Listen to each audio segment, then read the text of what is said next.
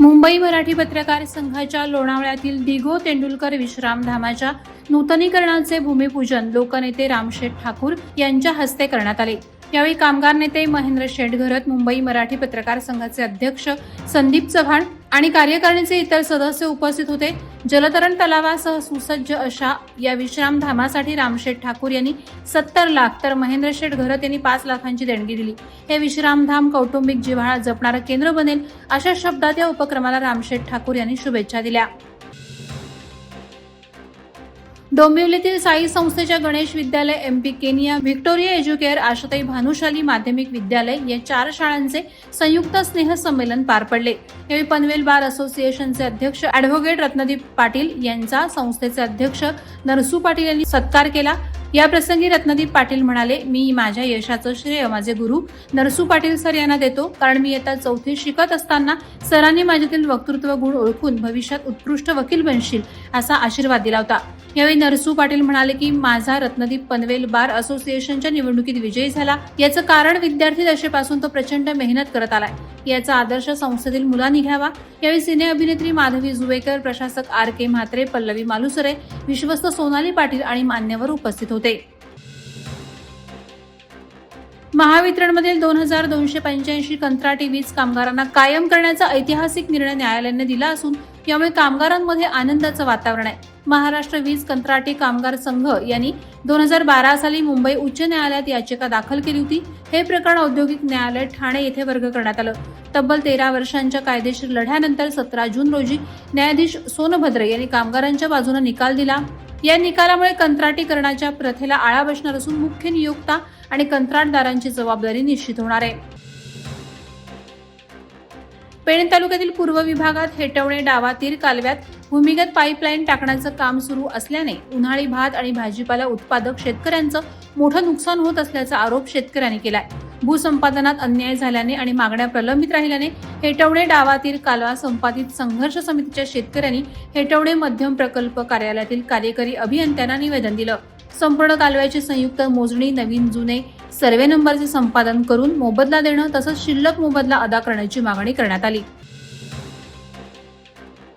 माणगाव येथे कोकण फेस्टिवल 2025चं उद्घाटन सुप्रसिद्ध अभिनेत्री अलका कुबल आठले आणि चला हवा येऊन द्या फेम डॉ. निलेश साबळे यांच्या हस्ते उत्साहात झाले। ढोल ताशे, फटाके आणि सांस्कृतिक कार्यक्रमांच्या गजरात हा सोहळा पार पडला। कार्यक्रमास नगराध्यक्ष शर्मिला सुर्वे, पोलीस अधिकारी, समाजसेवक आणि व्यापारी संघटनांचे पदाधिकारी उपस्थित होते। गणेश वंदना, नृत्याविष्कार आणि संगीतानं वातावरण भक्तिमय झालं। स्थानिक कलाकारांना व्यासपीठ मिळावं आणि नाट्य सांस्कृतिक चळवळ वाढावी या उद्देशानं हा 10 दिवसांचा महोत्सव रंगत आहे। रोहा बोरघर गावात भक्तीचा अनोखा सोहळा पाहायला मिळाला। धाटाव पंचक्रोशी विभागीय अखंड श्री हरिनाम सप्ताहात राज्याच्या महिला आणि बालविकास मंत्री आदिती तटकरे यांनी थेट वारकऱ्यात मिसळून हरिनामात सहभाग घेतला। रात्री 11:30च्या सुमारास मंत्री आदिती तटकरे अचानक कीर्तन मंडपात दाखल झाल्या। कोणताही औपचारिक गाजावाजा न करता त्यांनी टाळ, मृदुंग आणि ढोलकीच्या नादात वारकऱ्यांसोबत ठेका धरत भक्तिरसाचा आनंद घेतला। बोरघरमधील अखंड श्रीनाम सप्ताह यंदा आपल्या 41व्या वर्षाकडे वाटचाल करत आहे। राज्य परिवहन महामंडळाच्या रोहा आगाराअंतर्गत असलेल्या आणि रायगड जिल्ह्यातील महत्त्वाच्या अशा मध्यवर्ती नागोठणे बस स्थानकाचं भूमिपूजन मंत्री आदितीताई तटकरे, मंत्री भरतशेठ गोगावले आणि आमदार रविशेठ पाटील यांच्या प्रमुख उपस्थितीत उत्साहात संपन्न झाले। नागोठणे बस स्थानकाचे बांधकाम 1973 साली करण्यात आले होते। सुमारे 52 वर्षांनंतर या स्थानकाचं नूतनीकरण करण्यात येणार आहे। त्यासाठी सुमारे 2,77 लाख रुपयांचा निधी मंजूर झाला असून स्थानकाचं काम लगेच सुरू करण्यात येणार असल्याने प्रवासी आनंदात आहेत। कामोठीतील वाढत्या वाहतूक कोंडीवर उपाय म्हणून सेक्टर 6A मधील सर्व्हिस रोड सायन पनवेल महामार्गाला जोडण्याची मागणी शेकापनं केली आहे। शेकाप कामोठे शहर अध्यक्ष अमोल चितोळे यांनी याबाबत पनवेल महापालिकेच्या सार्वजनिक बांधकाम विभागाला पत्र दिलंय।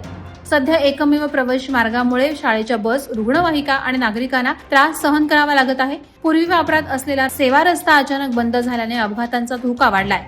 पर्यायी मार्ग सुरू केल्यास नागरिकांचा प्रवास सुरक्षित आणि सुलभ होईल असा विश्वास व्यक्त होत आहे।